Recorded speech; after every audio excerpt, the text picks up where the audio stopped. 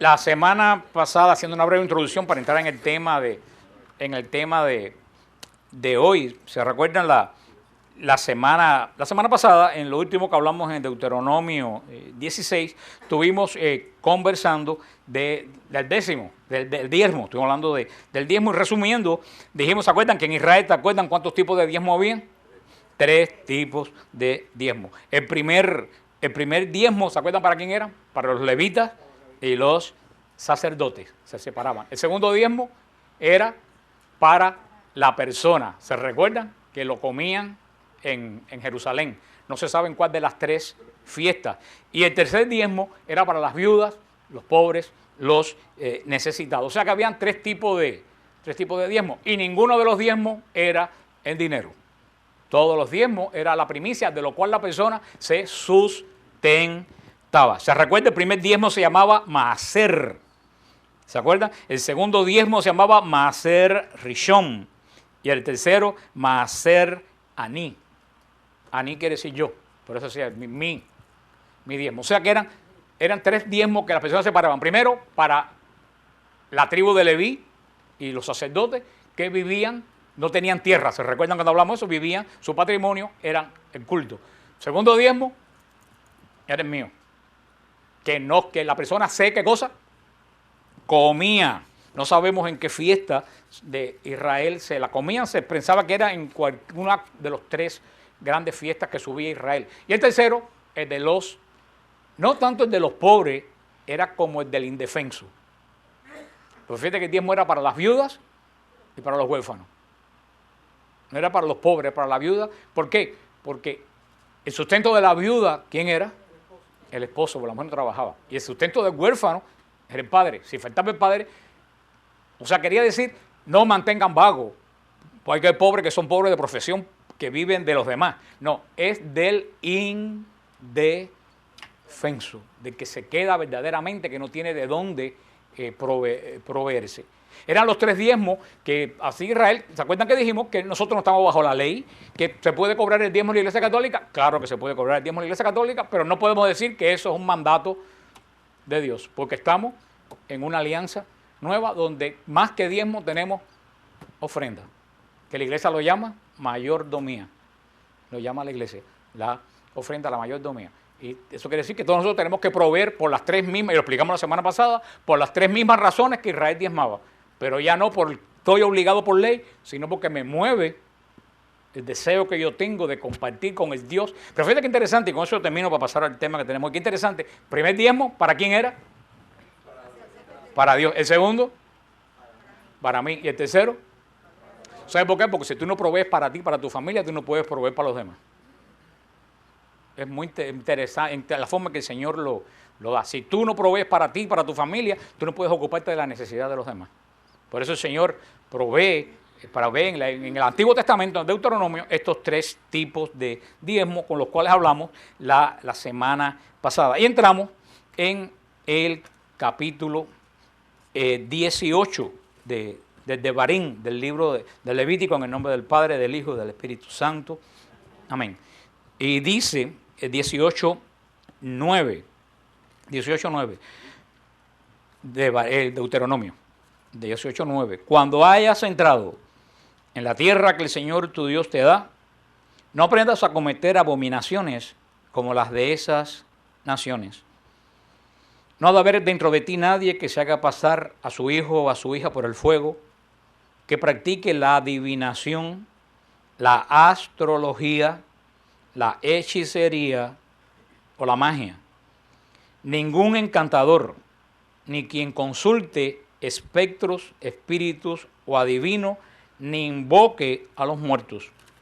Porque todo el que hace estas cosas es una abominación para el Señor tu Dios, y por causa de estas abominaciones el Señor desahoga su ira para esa gente. Serás íntegro con el Señor tu Dios, porque esas naciones que vas a desalojar escuchan a astrólogos y adivinos, pero a ti el Señor tu Dios no te permite semejante cosa. El Señor tu Dios te suscitará de en medio de ti, de entre tus hermanos, un profeta como yo. A él escucharán. Es exactamente lo que tú pediste al Señor tu Dios en el Horeb, el día de la asamblea, diciendo: no volveré a escuchar la voz del Señor mi Dios, ni veré más ese gran fuego para no morir. Y el Señor me dijo a mí, bien está lo que han dicho. Yo le suscitaré en medio de sus hermanos un profeta semejante a ti. Pondré mis palabras en su boca y él les dirá todo lo que yo les mande. Si un hombre no escucha mis palabras, la que ese profeta pronuncie en mi nombre, yo mismo le pediré cuenta de ellos. Pero si el profeta tiene la presunción de decir en mi nombre una palabra que yo no le he mandado a decir, o si habla en nombre de otros dioses, ese profeta morirá. Y si dices en tu corazón: ¿cómo reconoceremos la palabra que nos ha dicho el Señor? Si el profeta habla en nombre de Dios y no sucede ni se cumple la palabra, es que el Señor no ha dicho tal palabra. El profeta habló por presunción, no le tengas miedo. El Señor añada bendición a su santa palabra. Este capítulo 18, de nuevo en adelante, yo creo que todos los debíamos subrayar y leerlo varias veces a la semana. Vemos que desde antes de llegar a la tierra de Israel, estamos hablando antes de que Israel cruce el Jordán, antes que Israel ponga los pies en la promesa de Dios, ya el Señor deja bien claro: no quiero en medio de ustedes ni astrólogos, ni adivinos, ni hechiceros, ni nadie que consulte espíritu de los muertos. Y fíjate que dice el Señor: ¿por qué no los quiero delante de ti? Porque esa gente que van a perder la tierra, la van a perder porque escucharon a astrólogos, a adivinos, a hechiceros y espiritistas, que son los que consultan a los muertos. Dice, eso, dice el Señor, eso para mí es abominación. ¿Y cuántos creyentes, inclusive católicos, conocemos nosotros que consultan a los astrólogos? Hay veces que yo digo, Dios, yo conocí antes gente aquí en Miami que no hacía nada si no oían lo que decía Walter Mercado. Y digo, hay que tener una fe para creer en Walter Mercado. Comenzando que tú no sabes si es un viejo o una vieja. Comenzando por ahí. Tú no sabes qué cosa es. Ya por ahí empieza la confusión. Pero cuánta gente, ya no, porque yo creo que ya está fuera de moda, ya creo que hay otro fuera de tiempo ya. Pero cuánta gente en Miami vivía pendiente que se instauró. Hermano, el Señor es claro. Y aquí estamos hablando de algo muy importante. ¿Tú sabes que estamos hablando aquí? De poder. El poder de Dios. Y el Señor dice, ¿en quién tú confías? ¿De quién tú confías que es el poder que te cubre? Tú confías que el poder que te cubre es el mío, yo te cubro con mi poder. Tú confías que el poder que te cubre viene de los astros, que los astros te amparen. ¿Se acuerdan de la sombrilla? Eso es. Nosotros tenemos que ponernos bajo la cobertura del Dios en el cual nosotros creemos. Y no vamos a perder tiempo en hablar, todos sabemos lo que es la astrología.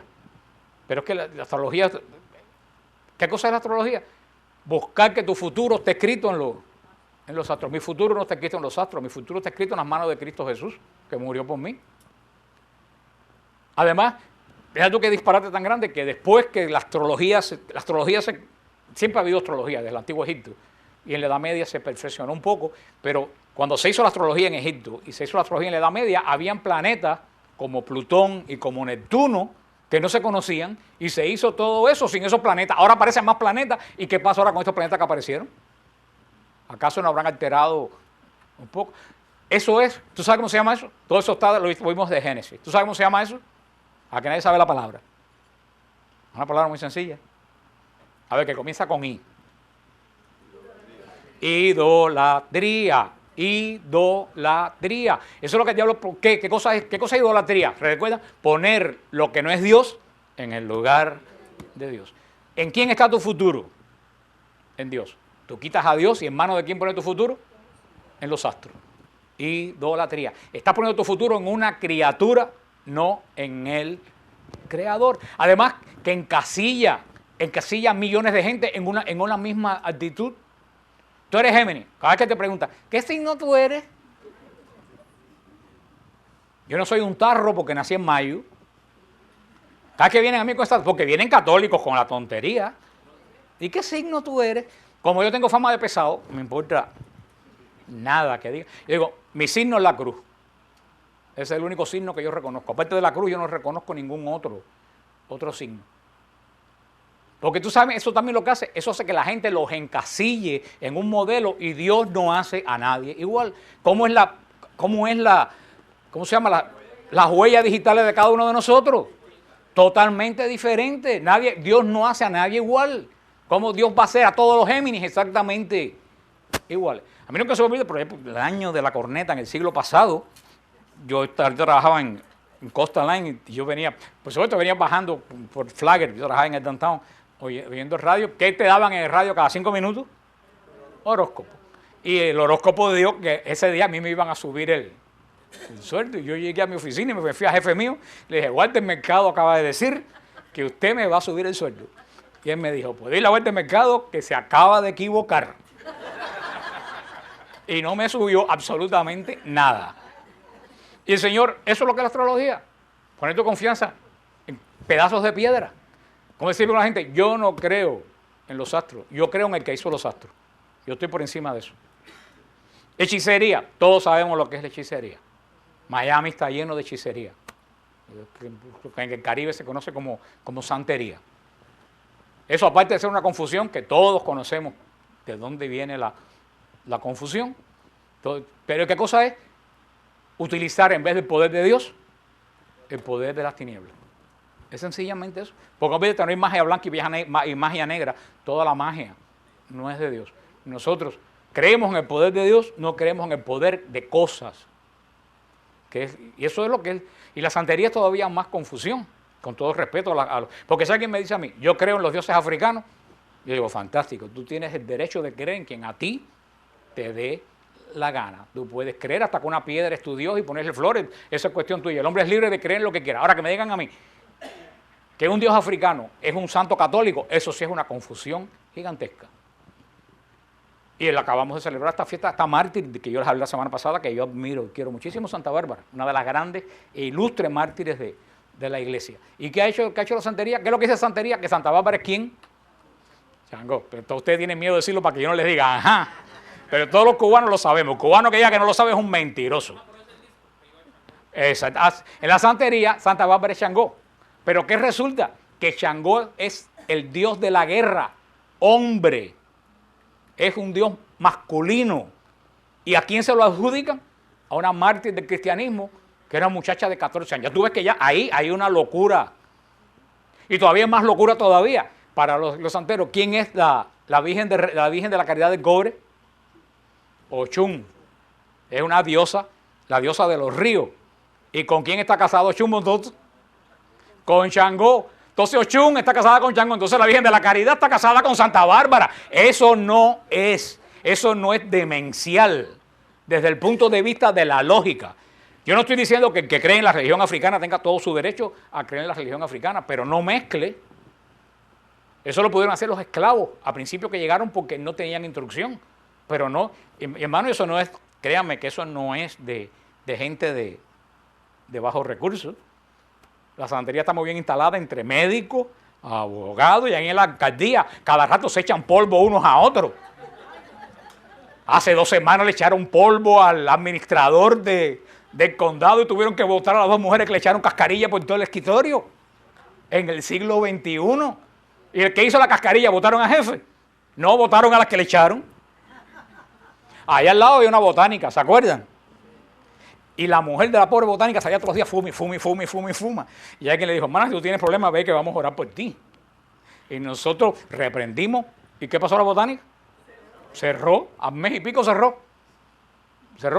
Hechicería, astrología. ¿Qué es lo que dice? Nadie que consulte a los muertos. Eso está clarísimo. El espiritismo. Hay personas que van a sesiones espirituales y dicen que viene un espíritu, un familiar y le habla y es posible que se aparezca. Pero quiero decirte, no es el espíritu del familiar. Es un demonio que está hablando por boca de esa persona que imita a tu familiar para engañarte. Porque ninguna persona sobre la tierra tiene poder para sacar un alma del infierno. Y menos poder tiene una persona sobre la tierra para sacar un alma del cielo. Una persona que está en condenación, está en salvación, está sellada por Dios y nadie tiene poder. ¿Quién va a tener poder para traer un alma del cielo o del infierno? Porque yo la llamo. Nadie. Nadie. Desde el punto de vista cristiano, están sellados el destino de esa persona. No hay muerto que hable por boca de nadie. Si hay espíritu que habla por boca de las personas, siempre hay espíritu que habla por boca de las personas. Pero no son espíritus de esas personas, son demonios. Y mira tú que graves la cosa, un poco más adelante de esto, ¿qué hizo el rey Saúl? Consultó al espiritista de Edom. ¿Y qué pasó por Saúl consultar al espiritista de Edom? Perdió el reino y perdió la familia. Cuando vamos a Israel, yo siempre enseño a personas, cuando estuvimos en Israel hace un mes, le enseñé de ahí, de Monte Tabor, se ve Endor, se ve Endor, allí donde la profetiza, ya desde el comienzo, Saúl pierde el reino por consultar a una persona que trajo el espíritu de Samuel. O supuestamente no sabemos si era el espíritu de Samuel, o no era el espíritu o si era un espíritu maligno. Posible que sea el espíritu de Samuel por una sencilla razón. ¿Cuál es la sencilla razón?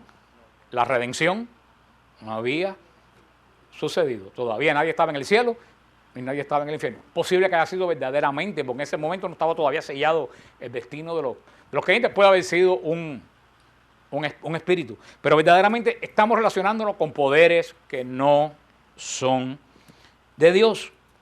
No hagas pasar a tu hijo por el fuego.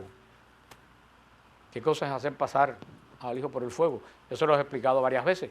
Los cananeos, el dios de los cananeos, Moloc, era un ídolo de hierro que tenía adentro fuego. ¿Y qué hacían los padres con los primeros nacidos? Echaban al primer niño que nacía por la boca del ídolo y lo quemaban. ¿Tú sabes lo que está diciendo? No mates a tu hijo que está por nacer. O sea, si ustedes ven todas estas abominaciones que dice el Señor que no las hagamos, porque por eso estos pueblos perdieron la bendición de Dios, las estamos cometiendo en este país y en muchos otros países.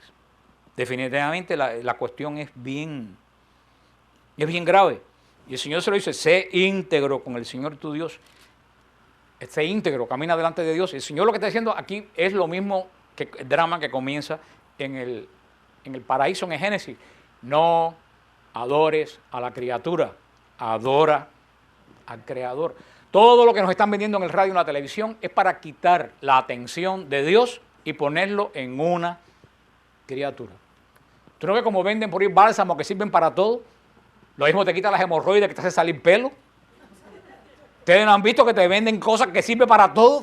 Esto es lo último. Toma noni o jugo del tronco de qué sé yo, de por allá, que eso te quita, te sale pelo, te cae pelo del oído, te cambia el color del pelo, te cura el hígado, te sana. Todas esas son acciones ¿para qué? Para quitar la atención del creyente, que el que sana es Dios.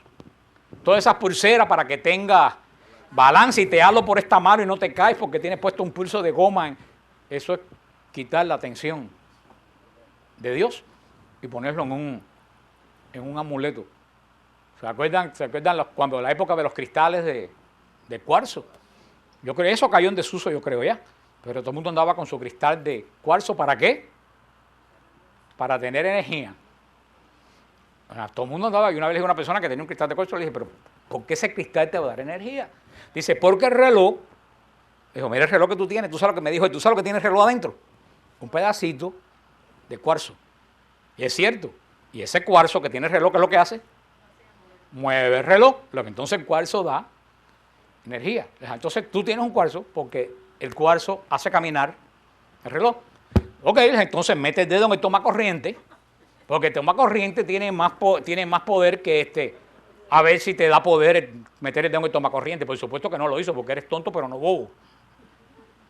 Es lo mismo, todas estas cosas que nos presentan, todas estas cosas que la televisión continuamente nos está presentando, todo tipo, es quitar la atención de Dios para ponerlo en qué cosa? En la criatura. Y siempre las personas me dicen, ¿cuándo yo sé que estoy delante de nueva era? ¿Cuándo yo sé que tú estás delante de nueva era? O delante de idolatría, cuando lo que te están proponiendo le quita algo al poder de Dios y lo pone en una cosa. Desde que tú ves que algo quita el poder de Dios y dice, esto y eso que tú te están vendiendo, sustituye de cierta forma a lo que Dios es y Dios te da. ¿Tú sabes qué? Todas esas iglesias que andan ofreciendo milagros por ahí, ¿tú sabes lo que están haciendo? Esto mismo. Chamanismo cristiano, hechicería cristiana. Quitan la atención de Dios para ponerlo, ¿tú sabes en qué? En el milagro. Eso es lo que están haciendo. Entonces, ven a mi iglesia para que recibas el milagro. No vengas a la iglesia a adorar, ven para que te lleves. Ahí quitaron la atención de Dios y la pusieron ¿en qué? En el milagro. La iglesia esa del Maldonado ese que anda por ahí, que es multimillonario, y aquí no nos alcanza para poder pagar la renta. Ustedes no vieron el video que yo les dije, que dice que estaba así, que hacía oro en las manos de la gente. Ustedes han visto, busquen en el internet, aquí en Miami, cerquita de aquí, una iglesia de 9,000 personas. Y si ven el video, llaman a este señor, ven toca. Viene el hombre para aquí, vamos a orar porque lo siento, lo veo. Si yo me pusiera a hacer oro, esto estuviera lleno. Lo siento, lo veo. Señor Jesús, tú eres providente, desata el oro y de bueno, abre las manos. Mira, tiene un pedazo de oro en la mano. Y la gente, aleluya, gloria a Dios. Y digo, espérate, hay algo a mí que no me... Si el pastor puede hacer oro, ¿para qué recoge diezmo? Que le pida a Dios el oro y que le llene el cuarto de oro. Si le apareció en la mano, puede aparecer en el cuarto y no tiene que recoger diezmo. Y después el mismo personaje está en el internet. Cogió una jarra de agua. ¿Alguno de ustedes vio el del agua en vino?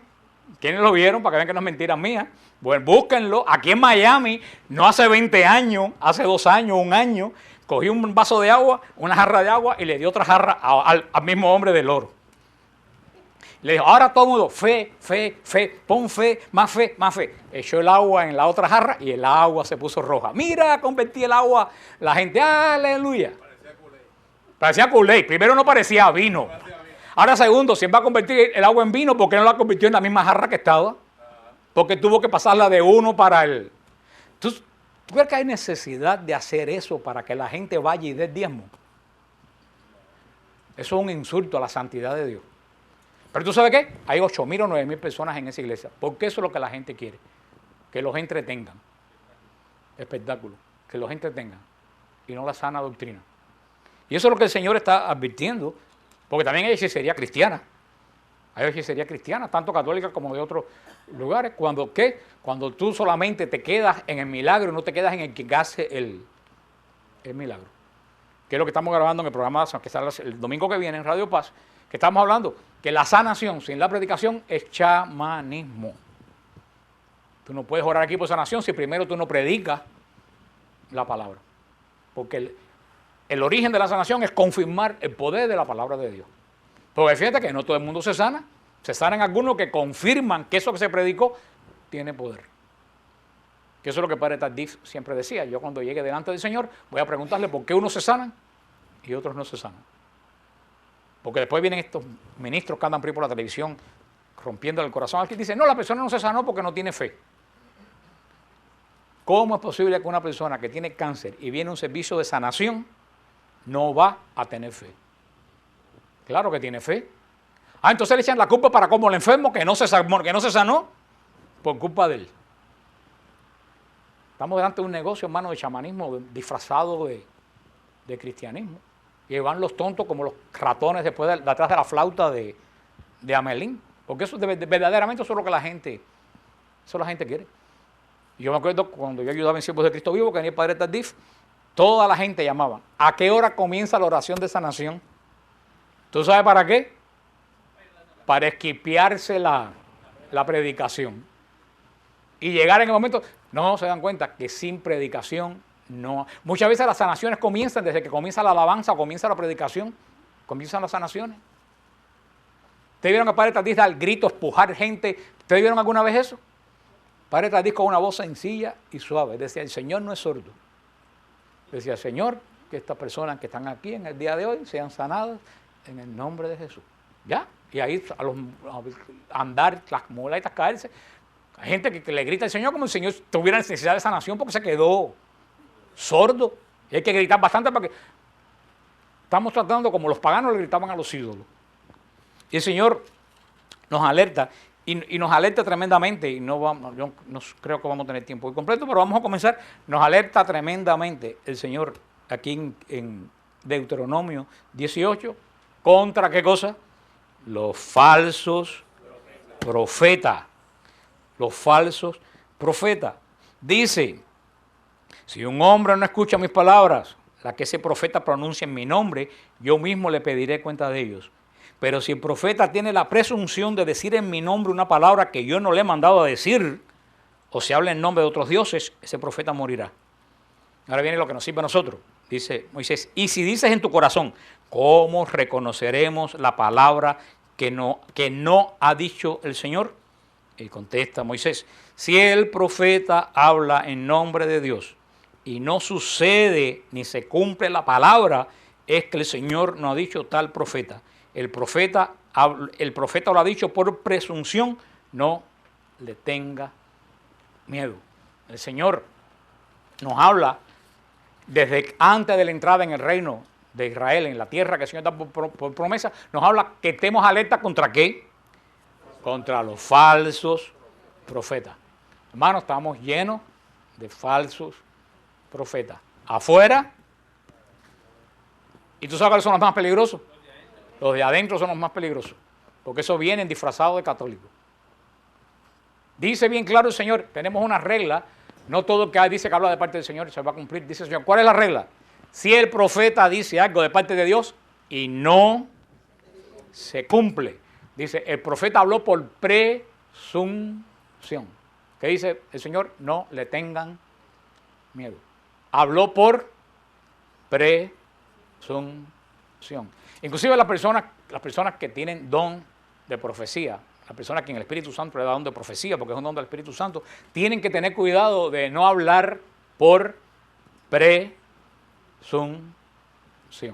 Todos los que tienen don de profecía, el Señor algunas veces me ha dado a mí palabras de profecía y me lo he tenido que aplicar yo mismo. Uno tiene que tener muchísimo cuidado de no hablar por qué presunción. Uno tiene que tener un cuidado tremendo. ¿Qué me dice Dios que diga? Y qué cosa quiero decir yo. Porque te lo digo por experiencia propia, uno salta la línea muchas veces, no por maldad, muchas veces sin darse cuenta.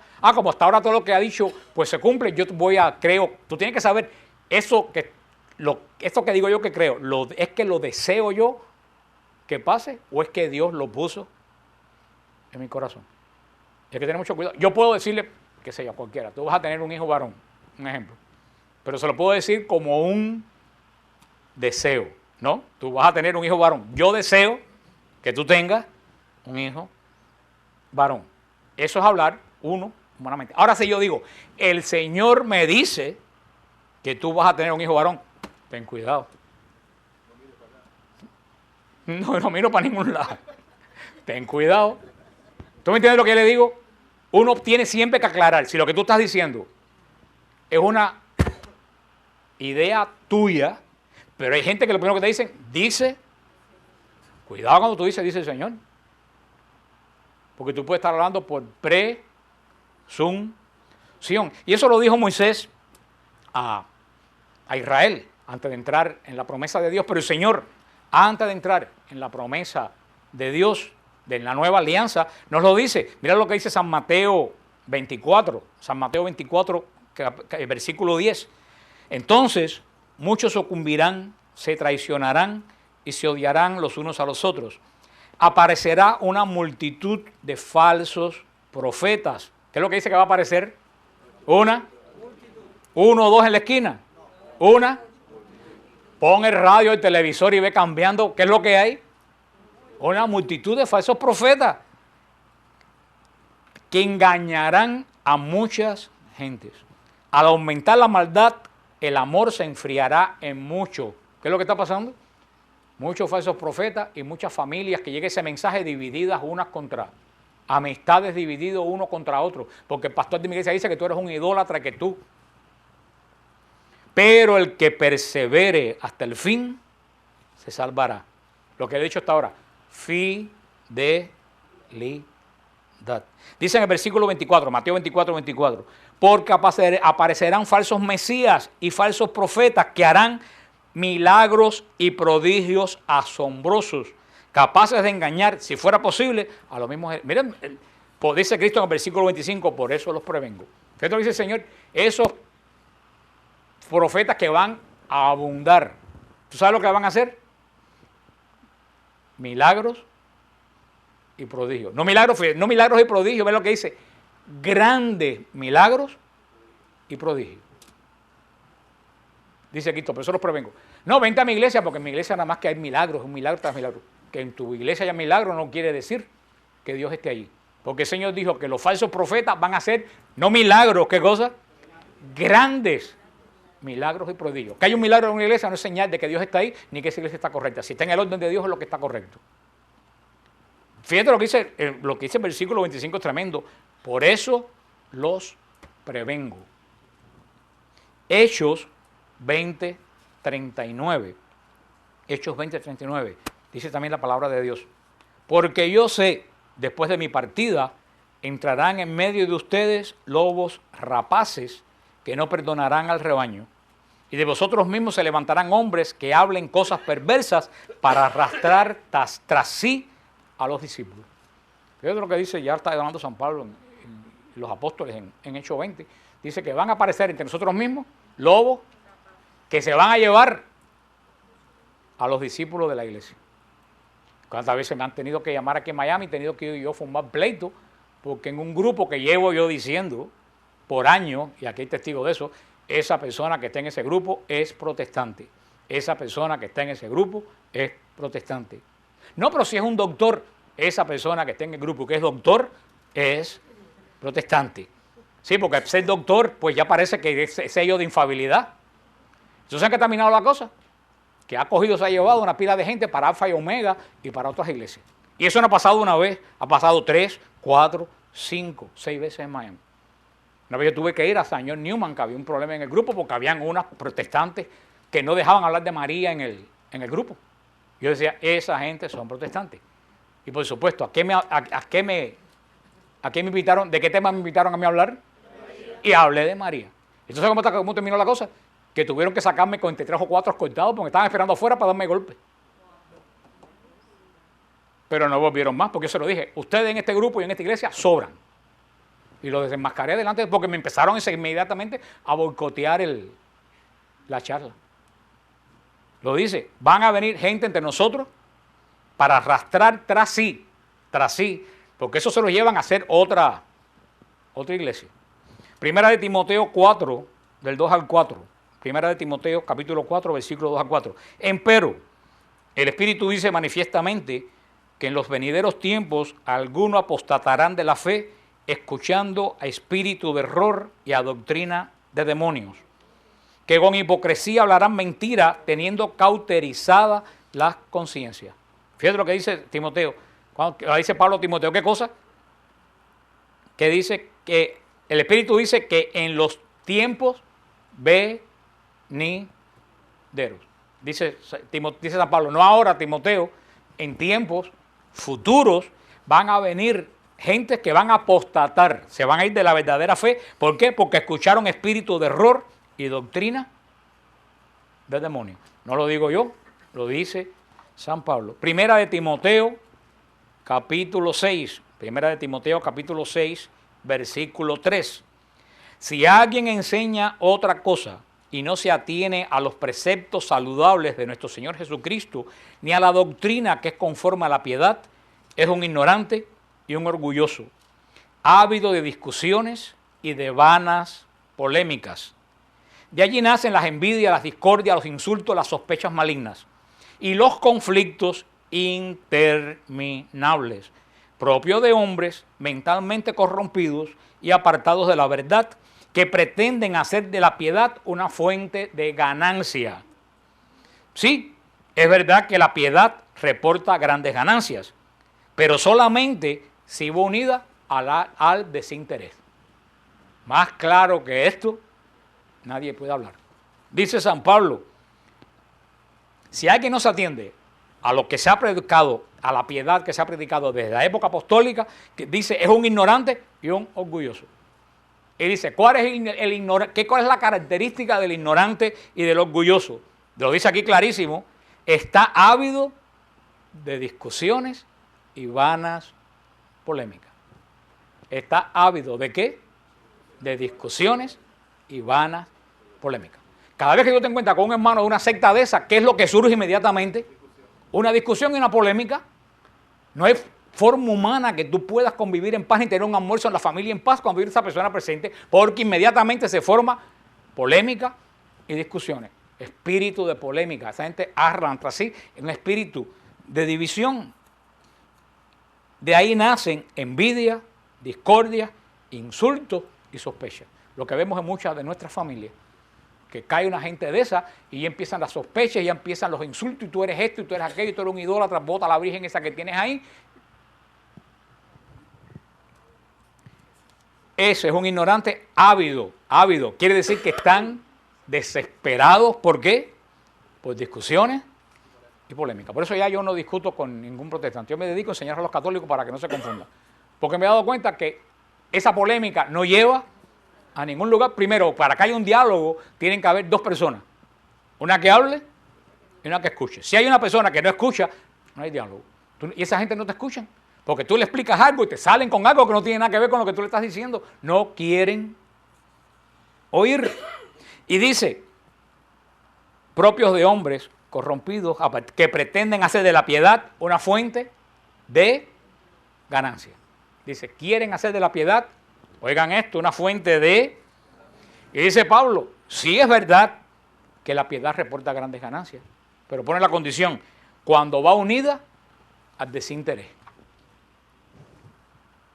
Desde que hay un interés, y segunda de Timoteo, capítulo 3, versículo 1 dice, quiero que sepan que en los últimos tiempos sobrevendrán momentos difíciles, porque los hombres serán egoístas, amigos del dinero, jactanciosos, soberbios, difamadores, rebeldes con sus padres, desagradecidos, impíos, incapaces de amar, calumniadores, desenfrenados, crueles, enemigos del bien, traidores, aventureros, obcecados, más amantes de los placeres que de Dios. A mí me suena eso conocido, ¿eh? Es una lista, léanlo, es un catálogo. A ver si les suena, si conocen a alguien que sea egoísta, alguien que sea amigo del dinero, alguien que sea jactancioso, alguien que sea soberbio, ¿conocen a alguien que sea difamador? No, bueno, no dije, esto son palabras retóricas. ¿Conocen a alguien rebelde con sus padres? ¿Alguien desagradecido? ¿Alguien que es incapaz de amar? Que nada más que se ama a sí mismo. Desenfrenado. Dice, San Pablo nos da esa lista.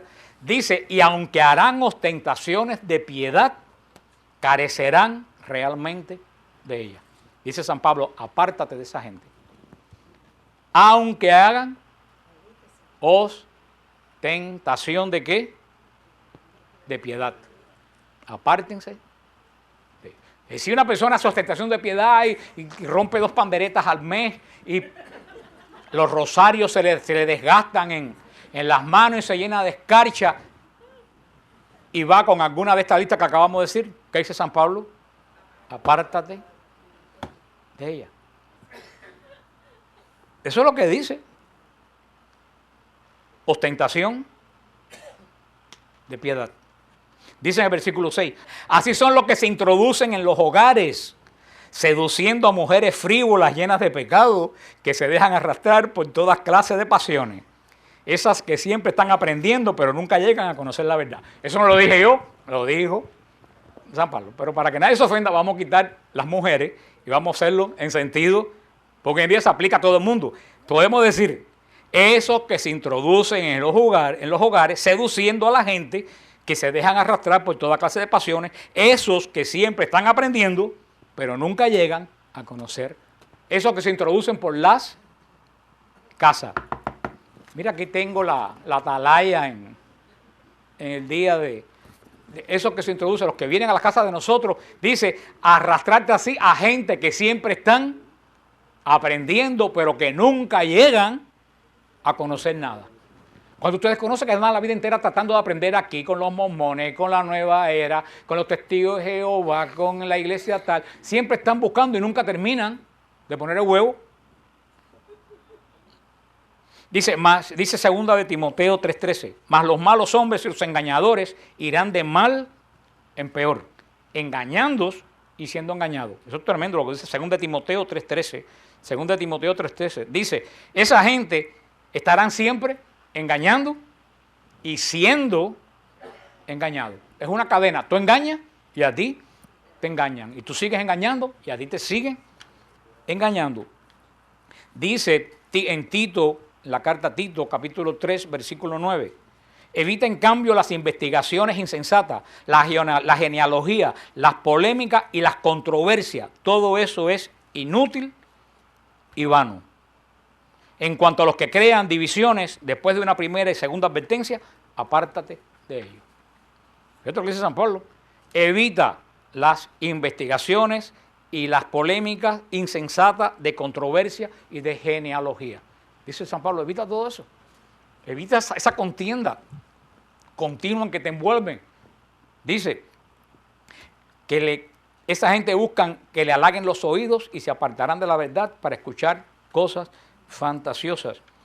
Nos quedan algunas que lo vamos a seguir viendo la semana que viene. Vamos a seguir viendo lo que dice el Señor la semana que viene en 2 Corintios hasta llegar al Apocalipsis. Y también la semana que viene vamos a hablar de algunos falsos profetas. Elena White, aquí tengo un libro de Elena White, América en la Profecía, que he leído. Esta es la fundadora de los adventistas, que lo he leído montones de veces y es algo espectacular. Esta doña dijo que en el siglo XX la iglesia dejaría de existir. ¿Y qué dice cuando el profeta habla de parte de Dios? Y no sé. Y este es un libro de 1946 de los testigos de Jehová. Sea Dios veraz. ¿Esa fue la que infiltró la iglesia? ¿Ella fue la que infiltró la iglesia?